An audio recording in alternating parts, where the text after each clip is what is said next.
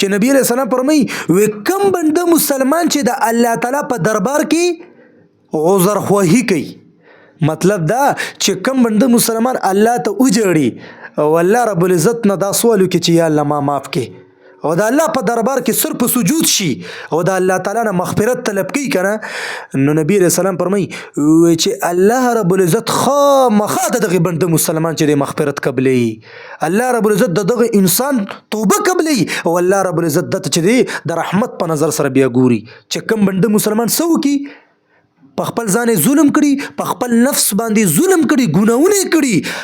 اگر چې الله خپه کړی دی خو کو دې د اغې نه بعد په صدق د زړه په صدق سره او مضبوطه توبه وباسله کنه، نو الله رب العزت به معاف کړي. او دا ډېر شي آیاتونه په قرآن کې راغلي دي.